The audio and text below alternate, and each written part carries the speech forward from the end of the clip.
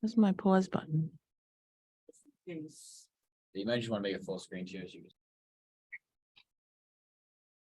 So good morning. Welcome to the Power of Connection. I am Christina Matheson, and I'm so excited to have with us today Danielle Massi. Danielle Massi has helped me and totally illustrates how the power of connection is a real thing. So let me tell you a little bit about her, and then we'll have her share her story. So Danielle Massi, MSLMFT, is a master shadow work practitioner, best-selling author, keynote speaker, Selfish Philly Conference founder, and CEO of the Wellness Collective. Danielle utilizes shadow work to help people heal unconscious blocks that are causing disconnect between their mind, body, and energy. Danielle has written for and been featured in New York Magazine, The Cut, Shape Magazine, The Huffington Post, and BuzzFeed, and is a frequent guest on talk shows, major news outlets, and high-ranking podcasts. She is the creator of the Shadow Seekers Journal and most highly sought after shadow work journal on the market. And Danielle's newest book, Shadow Work, is already making waves in the healing world. So Danielle, I'm going to take my glasses off because I have a little reflection. It is so good to have you. Thank you so much for joining us. Of course, I'm thrilled to be on here with you. Anything for you, Christina. Well, you know, I have to be perfectly honest that I have known you for quite some time. So as the power of connection unfolds, I had the pleasure of working with your dad and got to know you as your much younger self before you had done Anything a that you just fraction. mentioned. Yeah, I mean, it was the beginning. I think when I was working with your dad, you were finishing up school. I think that you were at the end of that. And I love him. Your mom is amazing. I'm just a huge fan. And I got to kind of watch from the back seat as you started to explore your career and really blossomed. And after I had gone through my cancer journey, I reached out to you because I wanted to do shadow work. So tell us a little bit how you got there. Yeah, I feel like our story is so unique because most people don't know anything about me prior to 10 years ago. And you really were there for everything. You got to see every step of the way and how things unfolded. And my career, when I first started, I worked as a licensed psychotherapist in private practice, and I was a professor at Penn State. And that's not what I'm doing right now, not even close. So things have shifted a lot for me since the beginning of doing this work. I always knew I wanted to help people, but the way that I help people now is radically different than it was before I had cancer.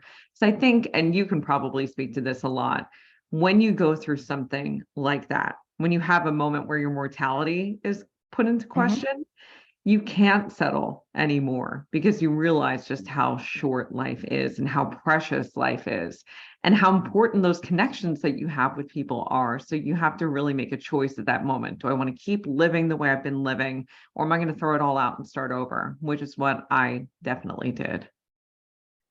And some people think, oh my goodness, that takes a lot of courage. It's so scary. I think for people that have been through something that just shakes you, right? It just rocks you to your core. You don't have a choice. Yeah. It's not like, you know what, I'm just going to sit back and go through all of this stuff and it's going to be no big deal. Like, you don't have a choice. Yeah, no, there's nothing scarier than cancer. There just isn't. And when it came to the choice of, do I want to switch my career up? Do I want to leave everything behind? Do I want to take the literally hundreds of thousands of dollars I put into my schooling and just say sayonara to it? It was a no-brainer for me. I just couldn't live that way anymore. So tell us a little bit about, everything you do is shadow work, and I am thrilled to talk about my experience, but first take us there of why you chose this, why you found it to be so important, and how you got to that point. Yeah, so absolutely. When I was going through cancer, I felt very lost because even though I was a licensed psychotherapist, I felt like I didn't have all the tools at my disposal that I needed. I felt physically very ill. I felt mentally like I was in a really bad spot, even though I had a therapist and I was a therapist. Emotionally, I was a wreck. I felt myself kind of spiraling into a really deep depression, and nobody got it. And you were talking about my parents before. Everybody, my mom's so positive. My dad's a little bit more of a doom and gloom kind of guy. So everybody's trying to help you their way. And really, I didn't need any of that. I just needed someone who would let me cry and have some space to really be sad about the fact that I was going through what I was. Mhm. So when I was going through it, I tried to carve out that space for myself. And a lot of revelations came up as I sat in that depression. And one of them was that I've been very sick for a long time mentally, that emotionally I'd been a wreck since I was a kid. I had a lot of trauma happen to me. And my parents gave me a really warm, loving, wonderful childhood. It wasn't them per se. It was things that happened in other places, things that happened to me at school, things that happened to me with peers. I had sexual abuse history. And it wasn't until that moment that I finally slowed down enough to go, okay, there's something wrong. And it was in that space, that really dark hole that I'd kind of crawled into, that I recognized that I needed something more. And therapy really just wasn't cutting it at that point. So I had been teaching at Penn State for a few years at this point, and one of my favorite lessons to teach was about shadow work. Carl Jung, Sigmund Freud, and the shadow and the ego. It was a big lesson that I would do. It was very interactive and fun, but I wasn't practicing what I was preaching. I was teaching it to my students, and I wasn't doing anything about it. I just really liked teaching about it. So I thought to myself in that moment, I've got to look more into this. I've got to see the research. I've got to understand it. So I started looking into all the current research on the subject. And then I did something a little crazy, and I thought to myself, let me find someone who is a shadow worker, and I'm just going to trust that whoever I search for is the person. I'm not going to look into them.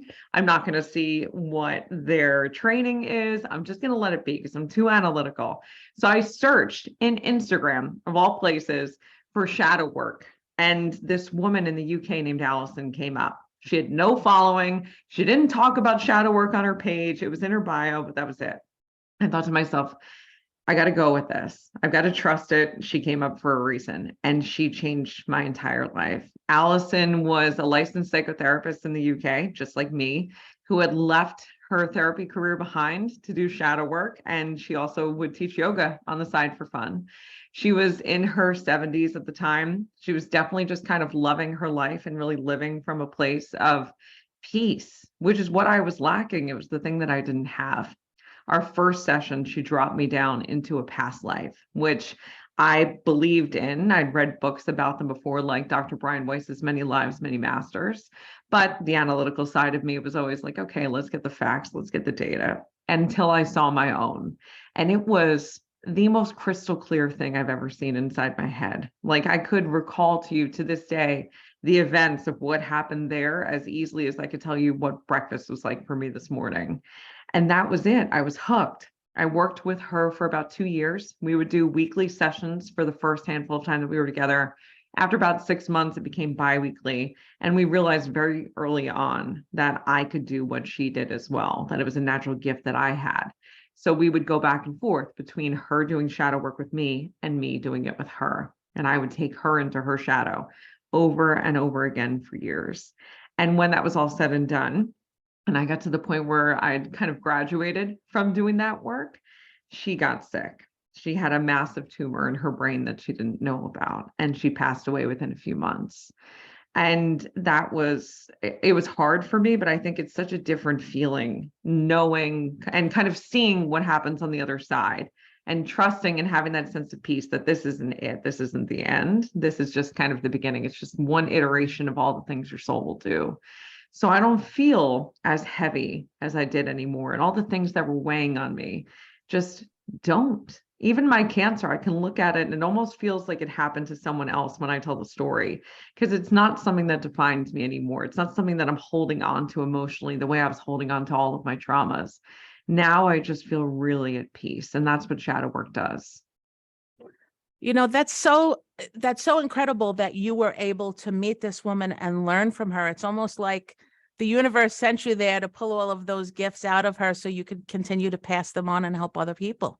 Yeah, I have voice recordings from after she was sick. She was in the hospital. So she doesn't sound like herself. She's like rasping through it. She's obviously got some medicine in her system. I can hear it in her voice. But she said something along those lines of like, I guess I gave you everything and now it's your turn. Go get them. I think that for me, what I've learned, and it took me a little bit longer, right? So everybody doesn't get the picture. Everybody doesn't get it early. Some people do, some people don't, some people never do. Some people call it the awakening or whatever it is that you want to call it. But when you figure out what makes you tick, that is the greatest opportunity at the fullest life. I too feel so at peace. I just Yeah. feel a sense of not contentment in a mediocre way, contentment in the biggest possible, fullest, full color version of contentment that I could possibly have. And quite frankly, I had been doing some work on myself, and I had studied for years what makes people successful, because I knew that I always got to a point and then there was a block.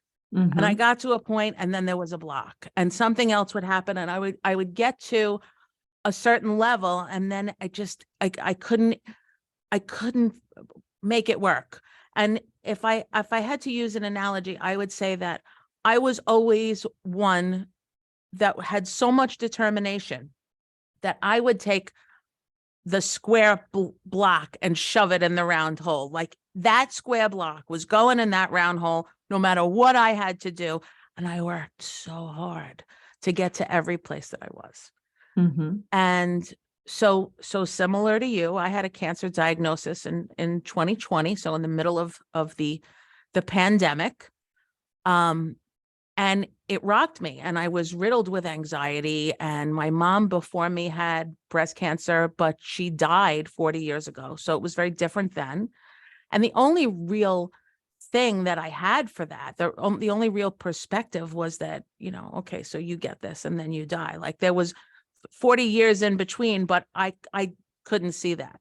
So I had gone through my own stuff, and coming out on the other side of that, I had seen you talking about shadow work and talking about the programs that you were doing. And I reached out to you before I was done with chemo. So for anybody that doesn't know, when you have chemotherapy, lots of things happen. You're very weak. You're very tired. Sometimes, it depends on the drugs that you have. But for a woman, I think the worst thing that happens to you is that you lose your hair. So you feel like everything that makes you a woman, like, it's not there anymore. You look in the mirror and you see someone different, and that's creepy.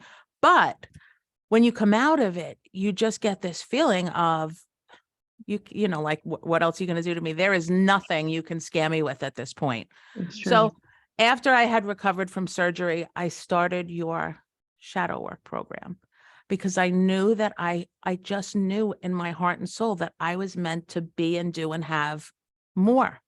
So I had watched you and I had watched the work that you had done, but I had no idea how it would completely change my life. And for that, I am eternally grateful.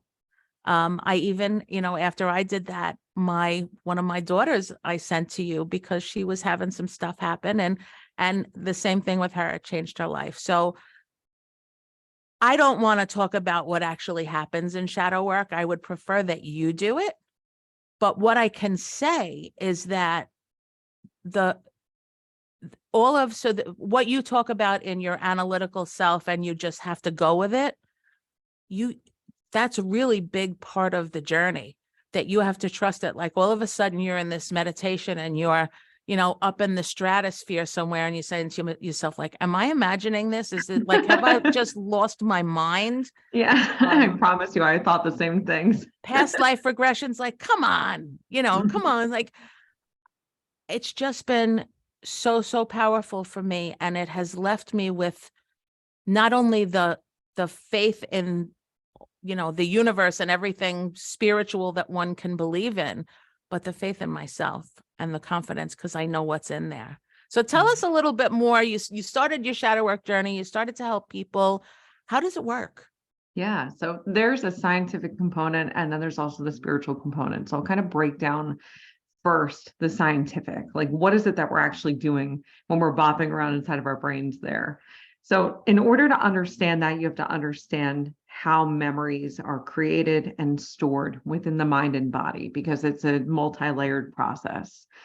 So the way that this works is that before we're born, when we're still in utero, our brain is developing. It's actually the first part of a fetus that develops, is the neural tube. And then over time, the neural tube segments into the spinal cord, the brain stem, the brain, and all of its different components, the prefrontal cortex, and et cetera, et cetera. When this happens, the brain is essentially like putty. There's nothing to it. It's like a ball of clay. And over time, by the time the baby is getting closer to being born, the baby is actually starting to develop things called neural pathways. And neural pathways are like your brain's highway system. So imagine like this vast desert of nothingness. There's nothing there. That's what the brain is like in the beginning.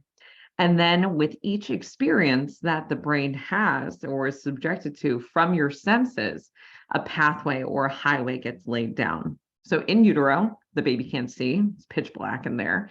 But what the baby can do is hear, and the baby can have certain reflexes like a sucking reflex. So as the fetus is doing these things, neural pathways are getting laid down. So let's say you're 37 weeks pregnant and you go to a Metallica concert and it's really loud and kind of scary, and you are standing in front of the speaker. What is happening to that child is that that child starts to feel its first emotions, which is fear. Because in the beginning, in the first few years of life, babies only experience primary emotions: joy, anger, sadness, fear, excitement. So we have a sensory input of loud noise. Then we have an emotional response that's created, fear. That kicks off a chemical reaction into the body. So adrenaline and cortisol will start to pump. And the purpose of that is it's telling the body what to do. It's telling the heart to really pump. It's telling the oxygen and the blood to go where they need to go. And this is the same process that happens when we're out of the womb too. And this is how memories are stored. So that experience itself, loud music and a Metallica concert in utero, lays down the first really strong neural pathway of noise equals fear. Now the baby's born and people come over and someone gets right in the baby's face and goes, "I love you." And the baby immediately has that same reaction. So we have loud noise, which triggers that reaction in the brain of fear, which triggers the chemicals in the body, adrenaline and cortisol, which makes the baby slip into what we know as fight, flight, freeze, or fawn response, which is really just an easier way of saying there's an autonomic nervous system response. And these two little instances, teeny little moments in this baby's life before the age of 2 months old, have changed the trajectory of this child's life forever. Because now loud noises are bad. And anytime I hear them, whether it is coworkers arguing with each other, my parents fighting, a teacher scolding me, a coach yelling at me from the sidelines, I slip into fight or flight response. I have that immediate autonomic nervous system reaction. So when we think about trauma, it's not what we think it is. People usually think about Vietnam War veterans. They think about people who have horrific birth stories. We don't think about the simple things, about literally just having loud noise when you're in utero. And this is something that I try to tell people all the time, because when I talk about trauma, people jump to those conclusions about the most horrific things. And those are traumatic for sure, but there's also little t traumas. The point, what we need to understand about this is the brain is storing this information in the unconscious mind, which is the deepest level of your consciousness. You have the conscious on the surface, which is everything you're fully aware of. So if you're listening to this podcast while you're vacuuming your house, you are conscious of the fact that that's what's happening. We have below the surface of that the subconscious, which is the thing you hear most people talk about online because it's easily understood. The subconscious is accessible. You can get to it. It's just a little bit pushed out of the way. It's the stuff you don't really want to deal with. It's like your automatic behaviors, the things you do all the time, the stuff you go, "Oh, I wish I didn't do that." But then you just brush it off and keep moving on with your life. It can also be the really automatic stuff like blinking. It can be things like waking up in the morning and scrolling through your phone without actually realizing you're doing it. It's automatic. Or driving to your job, getting there and not remembering how you got there because your brain just slipped into that subconscious automatic behavior. But the unconscious stuff is below that. And the reason why the unconscious exists is because every second of every day, your brain is storing information. You haven't forgotten anything that happens to you. Everything you've ever done, whether it's like every item you purchased at the grocery store last week or the license plate you saw when you were 12 years old, is inside of your head. most of that information is not necessary for you to hold on to. And so it slips into that long-term unconscious storage. But the other things that fall into there are the things that we would deem trauma, the things that maybe are the loud noise that you heard before you were born, or hearing your parents fight from the top of the stairs when you were 3. And that stuff is what we want to attack with shadow work. It's not a huge portion of information. It actually is quite small, but it dictates everything you do from that point forward, because that highway system in your brain has been laid out based on it. So everything you see is based on those experiences. It's the reason why you see the world so differently than the way maybe Christina sees the world or I see the world. Everyone's neural pathways are as unique as a fingerprint.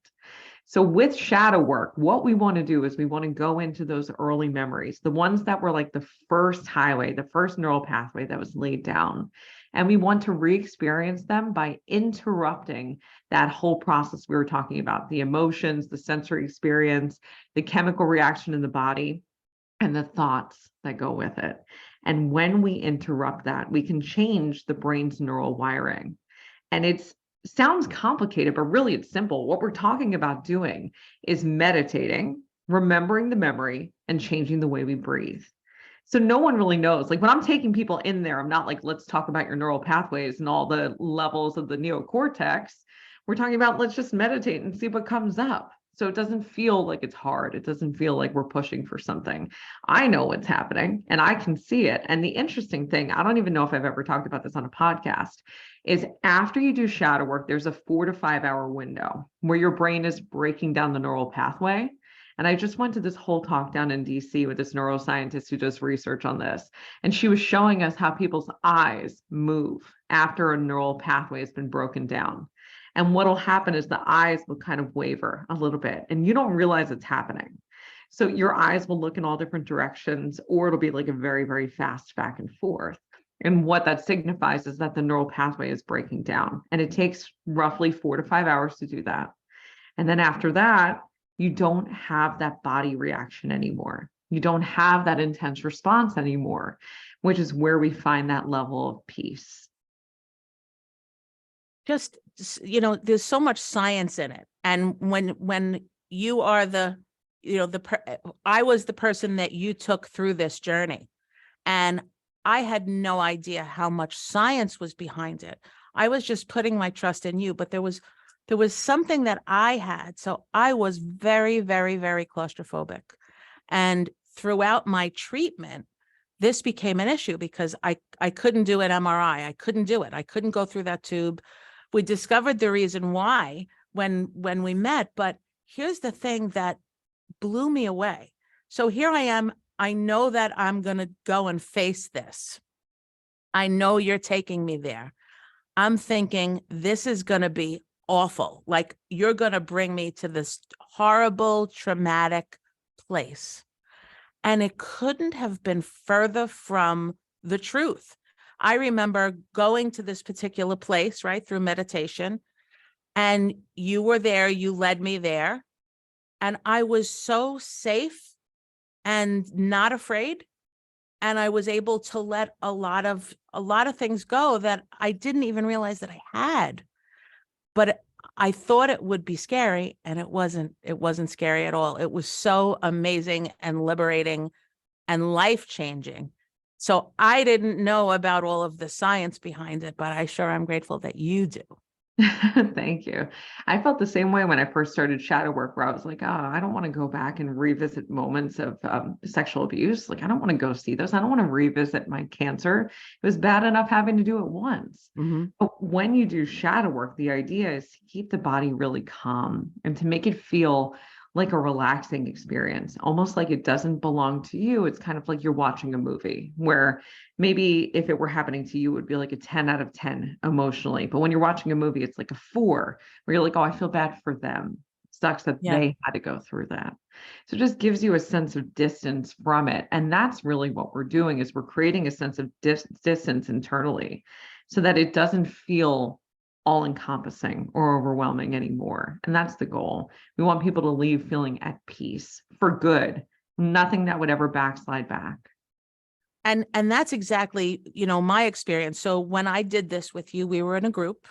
We did it on Zoom. We met, we were all in a nice, quiet place. And I remember in the beginning, we all think that we have these troubles that nobody else has. We think that our situation is so completely unique, whether it's your life, your job, your relationship, your past, your anything. We all think it's just so out of the realm of normalcy that number one, we must be broken. And number two, we're the only ones that have this, right? So you immediately go into this group of people. So I had a group of women, in my shadow work sessions that was, I think 2 months, right? 8 weeks, 10 weeks, something like that. And each one of them had such a unique experience that they shared. And they were all just kind of like hoping for something, like they knew that they had this thing holding them back. They think they knew what it was. And together we all went through this, and the difference in every single person in the group, like liberating what it was that was holding them back by defining what it was, dealing with it and letting it go. I watched it with my own 2 eyes change the lives of every one of those people in the group. It was amazing. The group piece is the thing that I never expected, because when I started this back years ago, it was one-on-one sessions that I would do with people. And then we would spend, an hour, 90 minutes together. And then I would say, see you later, just like I did as a therapist. And there wasn't that sense of connection the way that there is in a group. So when I started doing the groups about 5 years ago, it changed everything, because we would still do the groups together. We'd recount what everybody experienced. We'd have all those moments of like, oh my gosh, you too. That's what I've been going through. I've never heard anybody else that's experienced it before. And then people stay connected afterwards, where there's so many relationships that are built in a space like that, because you finally feel like there are people who get it. It makes you feel so much less alone. And I didn't anticipate that prior to doing it. And it's the thing that now I'll get asked all the time, especially on TikTok, because I've got a little TikTok presence. Yeah. People feel like, I want to do one-on-one sessions with you. And I say, no, I won't do one-on-one sessions anymore, because I know how much more powerful the groups are. I'd be selling you short if I put you in a one-on-one situation. There's a magic that happens there. And I think part of the magic is just when you sit back and hear other people's stories and not only what they've gone through in their life up until now, but when we talk about, so in the meditation, this is what happened to me. So we all do the same meditation that you give us.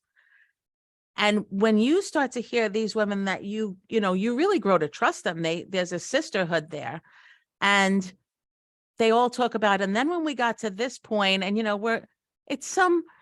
I don't want to say it's hokey. Other people would think it was hokey, but like, when I was on this celestial plane and the goddess of somebody came along, like, it's not regular gibberish that we talk about in an average day. And your logical mind says, like, that's probably not real. But then everybody else had a similar experience. You're like, oh my goodness, this is as real as it gets. Yeah. And everybody shares their experience. It takes away the I must be nuts thing and really builds community. But that's, I think, part of the magic. And totally. I'm laughing because I've got a new round of Create Your Light Academy. I guess they're not new anymore because we just wrapped up week 4. So we're about halfway through. And one of the women she's wonderful. She's in her 60s, incredibly analytical, medical background. And she is having these insane experiences. And they actually started prior to doing shadow work, where she thought she was maybe mentally ill. And she was having all these experiences, especially living down south, where people were making her feel like she must be crazy. And now all of a sudden, people are having the same experiences as her, even during our meditations, where she'll be like, I saw this exact thing. And someone will be like, I saw that exact thing. I have it written in my journal. Look, and they pull up the journal and they show. So it's like validation that the things that you're seeing, the things that you're experiencing, they're not coming out of nowhere. I tell everybody, and this is like my usual shtick, is like, our brains are not as creative as we think they are. We usually come up with a collection of images that we've already seen and put them together like pieces of a puzzle, or we recount a memory. And really, that's all that memories are. When we recall something that's happened to us, even when it happened when we were, say, 18 years old, You're not actually seeing it as it happened. You're seeing it the way your brain has decided to interpret it over time. And what happens is cells turn over. Your cells in your brain turn over every few days. So every time that happens, you have to re-remember it. The brain changes it a little bit. So what actually matters more than anything is how is your brain holding on to it? The actual information itself is less important than the emotion that it invokes or the trauma that gets stored in the body. So when you have those experiences with other people where it's like exactly the same thing, it's so validating. It feels so It's just calm. real. It's It's just just so very real. real. I Yeah. remember, towards the end when you really get to know the other people in your group and it becomes such an important piece of your own healing. I remember there was a woman in the group who asked me if I had pink shoes, which is an odd thing. Who has pink shoes? And coincidentally, so she had seen this. I had purchased these shoes for gardening 20 years ago. I mean, at the dollar store, right? They were these, and it has become like the family joke. Like, so they call me Mima, Mima's pink shoes. And I couldn't believe she asked. It just goes to show, that connection We are that's also connected. built. I don't wear my pink shoes out, by the way. They're just for, when I'm working in the yard. But the point is, it was a very odd thing. And this was at the beginning of her really understanding her power. Mhm. And she was like, who has pink shoes? So it was just such an amazing experience that I will never forget, Yeah. And that connection that you make with those people and the people that are a part of your group is incredible. But I would never have gotten to do this had I not known your parents and had we not been connected on social media. So tell me, you went from this, I'm a student, I'm a therapist, I'm a professor. Now you are an author. You're doing all of these big, giant, huge things. How did you get from here to there? Yeah, that's a really good question. I think a lot of it, if we're being totally honest, was like blind naivety where I just assumed that I could. I didn't recognize how hard it would be. I got into it, recognized how hard it was, and was like, F it, I'm already here. I might as well see it through. And that's been the story of every success that I have at this point, where I just assume that it's going to be easier than it is. And then I don't give up when it is not as easy as Tenacity. I expect. Yeah, that's a grit, a little tenacity, a little Yeah. grit. So I take on very big projects. Like it's hard to explain how some of them have fallen into my lap because it does feel like the universe has placed some of these things in my lap. I'll give two examples of that. The first is the Selfish Philly Conference. After I had cancer, I felt like I didn't have the resources that I needed. It felt unfair. I wanted to create a space where those resources existed. And so I made the Wellness Collective, which is my holistic healing center. It used to be located in Center City, Philadelphia. With the pandemic, we moved completely virtual and now serve clients all over the globe. But I wanted something specific to Philly. I wanted there to be like a thing, a space, something that would educate people, let them know what their options were. So I'd met this woman. She took me out to lunch. We talked and she wanted the exact same thing. Coincidence, weird coincidence. And I thought to myself, that sounds cool. I'm down to be involved, but I can't be the one running it. I just opened up the Wellness Collective. So she brought in some other people. There were about 5 or 6 of us. We started brainstorming. And slowly, as it started to get real, each one of those women dropped off until it was just the 2 of us who had started the conversation left. We signed a bunch of contracts. I had better credit, so all the payments went in my name. And that's thanks to my mom and her background that my finances looked good. So everything went in my name. And then that last woman bailed. And so I had tens of thousands of dollars worth of this conference in my name. And I had to see it through because I didn't really have a choice. I needed to make that money back. And it's one of the best things I've ever done. And now we're on our 4th year. The amount that it costs to put it on gets bigger every year, but the people that we serve and the community that we reach and the involvement that we have, like now the American Cancer Society is involved in the conference. We've got huge names that come to speak every year. Like I haven't announced this yet. By the time this podcast comes out, people will know. The founder of Immunology, Karen Bayou, she's going to be one of our speakers this year. She's going to keynote at the end of the day. and talk about the skin microbiome and how everything we put on our body matters, because she's also a cancer survivor, and use it to create a whole skincare line. So the stuff like that gets me to where I'm going, where it's like, well, I'm stuck and here I go. And my book was another example of this. I never planned on writing a book. I saw this woman, she has psychic gifts. She actually is a student of mine from Create Your Light Academy. And she just, as a thank you, was like, I'll give you a reading. So it's like, why not? I do the reading, and she doesn't really know that much about me. This was before I really was blasting my whole life online for everybody. And so she drops in, she starts reading for me, and she goes, "You're going to be an author." And I said, "Bullshit. There's no way." I literally did not get my PhD because writing my master's thesis, which was only 25 pages, was so daunting. I honestly took Adderall to get through it. I was like, I can't, I'll never write. So that's why I didn't get my PhD. So when she said that, I just laughed it off, like, there's no way. And she said, yeah, you're going to write a bunch of books. They're going to be really popular. You're going to have a little following from it. And it's going to start with your journal. I was like, okay, whatever. She said, the journal is going to say journal on the front. So I was like, fine, whatever. I went out and I purchased this like very girly looking journal. It's got flowers all over the front, the word journal inscribed right across it. And I start writing in it every day, just little bits for about 3 months. And then I was like, this is so stupid. I'm not doing this anymore. And that journal's still in my desk right below me. I keep it to remind myself. About a year later, I was doing a shadow work meditation, and the idea to write a shadow work prompt book came through. So I was like, okay, I'll do that. Write down all the prompts. I got about 80 of them, stick them in a book, publish it that night on Amazon KDP. And I needed to come up with a name. So I call it the Shadow Seekers Journal, and I stick it online, and it ends up blowing up. And I never expected that.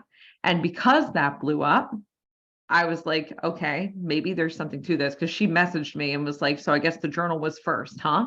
I didn't make that connection. I didn't realize that was the journal that she was thinking about. I thought she wanted me to write in one. So I said, okay, maybe I am going to write some books. I don't know. So let me just meditate on it. So I just pictured myself for like 2 weeks. I just meditated, envisioning what it would be like to be an author. What would it be like if I actually had like a real book? And 2 weeks later, I got an email from Barnes & Noble's publishing house saying, hey, we're looking for someone to write a book on shadow work. We saw your journal. We saw some articles that you did for New York Mag and for Shape Magazine. We want to talk to you. And then about a week after that, 2 other publishing houses reached out saying roughly the same thing. I ended up signing with the first one, which is my publishing house, Sterling Ethos. And I never looked back from there. It was a lot harder than I thought it was going to be. I was like, I'm supposed to do this. It's just going to be easy. It's not. Writing a book is very hard, and the process is confusing. I even made a course out of that because You did. And so I I am involved in that course, Yeah. although I haven't jumped in fully yet because I am working on my own other stuff right now, but that's it's part of my plan moving forward. And now that you're telling me how hard it is, I'm thinking to myself, oh no, I don't know if I want to get involved in it. So I took all the pieces of it that were hard and I made it easy. That's one of the things I really like to do. Like I said, I have this blind naivety going into stuff. And when I recognize how difficult it is, I take really, really good notes. And I make sure that every step of the process is documented and detailed so that I can share with other people, because I don't want anyone to struggle the way that I did. So in that Writers Academy program that I have, it's over 100 pages. And what I do is I break it down in such a way where I'm asking you little questions. I'm asking you to do tiny, bite-sized little tasks. And when you get about halfway through, I go, you already made your book proposal. Let's format it. And you take the answers to those little questions and you plug and play them into the template that I made for you, that my agent and the publishing house both said that it was the best book proposal they've ever seen. So there's no... Now I have to finish it. Now you have to finish it. There's no, when you look online, there's no like real template for how to do a book proposal. There's no one size fits all. So the information gets confusing. So I just made it simple because I don't want anybody else going through that. So you just plug and play all your little answers right into there and you're done. It's easy. And then I break down the marketing because that's something that I've learned how to do over time, and just all in there. I try to make it as all encompassing as humanly possible because I don't want anyone to struggle. It's needless. We should all be experiencing joy and ease. Just so incredible. You know, I mean, I have more of a connection with you than most because I've been through the, the shadow work, and I've done all of this with you and we have this connection. However, the basic part of me that's just, a regular woman just going through life is always so impressed with your, that grit and the creativity and the fact that you're doing this to help people. And all of the people that I interview on, how did you get from here to there? What was it that made you successful? The commonality is always, I'm helping other people. And I just have like the guts to just go after it. I was talking to my daughter the other day, and I was saying how years ago, maybe 8 or 9 years ago, I was on a panel of what they called successful women. So we all know that success is different for each of us, right? We each have our version of it.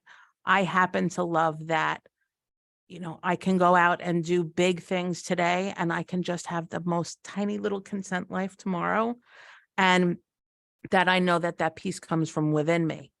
However, when I spoke, so I was on this panel, and the one thing that I realized that stuck with me so hard was that each of the women on that panel had all been single moms that had lost their own mothers. So each of their mothers had died. They had their children to take care of. The father in the family equation was not doing whatever he was supposed to do or was missing. So each one of us had to just kind of balls to the wall. Like, we had to do this for our kids. So we no longer cared what anybody else thought. This was our mission.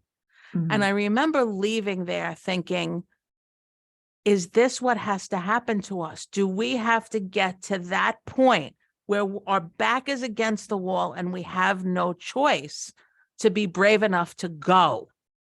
And, that's certainly the case for us. We had been builders before, but that was the piece to it. I think that shadow work is a real big piece to making that not have to be the truth. Yeah, I say that all the time. Change can happen from your lowest low, or it can happen from a place of peace. But moving from peace is a lot harder than when your back is against the wall, because you're comfortable. Mm-hmm. And comfort is what the brain loves. The brain loves comfort. So if you're comfortable, why? Why would it have the desire to move?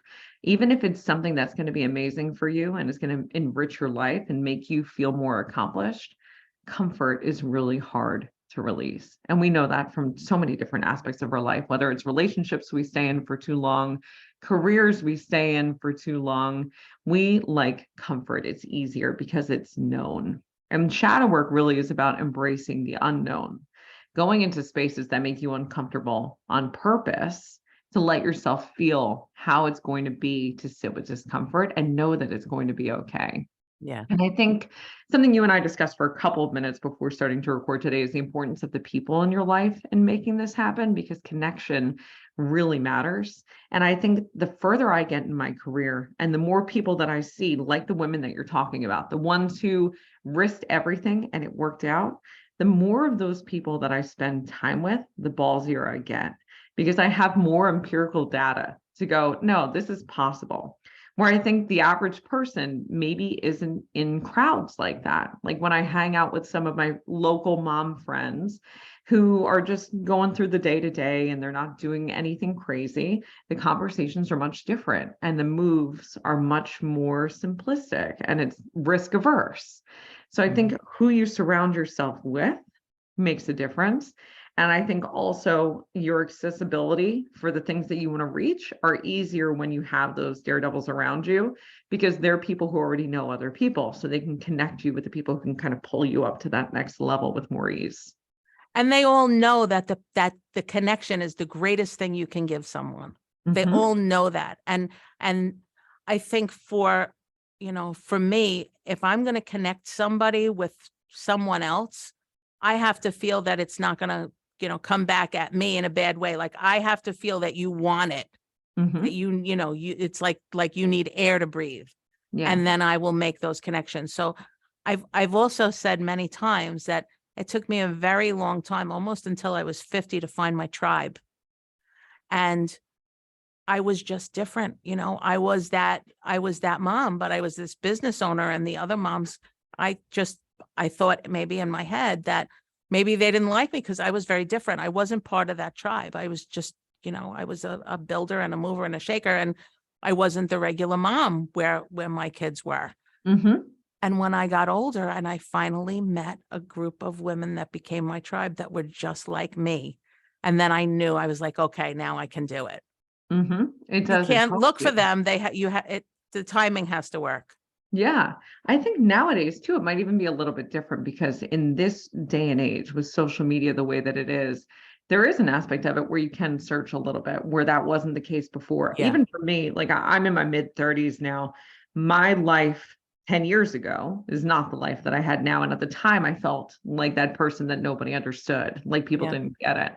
Whereas now, if I want to make a connection with someone, like I'll give an example of this. There is this performance artist who I really used to admire. She does beautiful work. She does sound healings for the 76ers basketball team, for the Philadelphia Ballet. She's a big deal. I just kind of popped in her DMs, slid right in there and was like, we should get coffee. I want to know you. And she is now one of my closest friends. And she just does things from a place of fearlessness. She's a little bit younger than I am.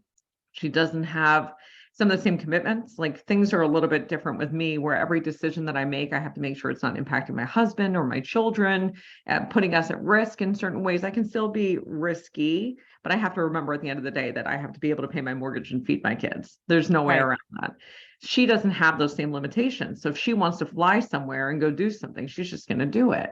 And being in circles with people like that makes me take more risks, because if they're doing it from that place of fearlessness, I can come at it from that too. And that's what social media affords us now. We find people, or even you and I, how we were able to stay connected. Yeah. Where I moved away from Long Island back, it's been 17 years now since I moved to the Philadelphia area. We would have lost touch. You would have only gotten Absolutely. updates about me through my parents. When you see Yeah. them infrequently, it would not be the And the same. funny thing is, so my connection was your parents. And although we remain connected, I have seen you 100 times more than I've seen them. Right. I've spoken to you more. I always call your dad every year on his birthday. I mean, I see your mom in passing. They're both wonderful and, hold a place in my heart, but I see you way more. I That would know. never have happened. I know. And that's exactly how it goes. And you're not the only one. There have actually been a handful of people that I've known through my parents who have gone through Create Your Light Academy now, who the only connection that we have is they were realtors who worked with my mom. And then they followed me on social media to support her. Right. And then we're like, wait a minute, there's something here. I actually want to look into this. Yeah, Social Yeah. media affords us a lot more connection than we've ever it had does. before. It absolutely does. So if somebody wants to get in touch with you and Social learn media. more about you, where do they go? You can find me on any social media platform, whether it is TikTok, Instagram, YouTube, Facebook. My username is the same everywhere. It's IAM Danielle Massi. My book is Shadow Work. You can find it at any local Barnes & Noble. You can get it online at Target.com, Walmart.com, Amazon, and most crystal shops carry it. So you should be able to see it. And then you can just message me. It's always me in there. And people ask me all the time if I have someone who like handles my DMs or stuff like that. And I don't, because that would feel so inauthentic. It wouldn't be true to me. I wouldn't let anyone speak with my voice. So if you message me, you will get me. It might take me a minute to get back to you because I do get a lot of messages, but I will answer any questions that you have about this or anything else that you might be wondering. Well, I have to tell you, what I personally feel for you is first of all, beyond anything else, I am grateful. And second, I'm so proud to watch you go. So you just keep going, girl. You just keep doing it. You keep helping everybody else. And hopefully the world ends up being a much better place because you're in it. Likewise, right back at you. I feel the same way with your documentary, with this podcast, with the way that you are so fearless in sharing your story. You're demystifying something that is very scary. And a lot of people need that. So thank you for everything that you do. Well, we're going to have to do more then because we have a lot in common. So That's right. I will see you in Philly. That's right. And selfish Philly, come down. Danielle, thank you. Thanks, Christina. We'll see you soon.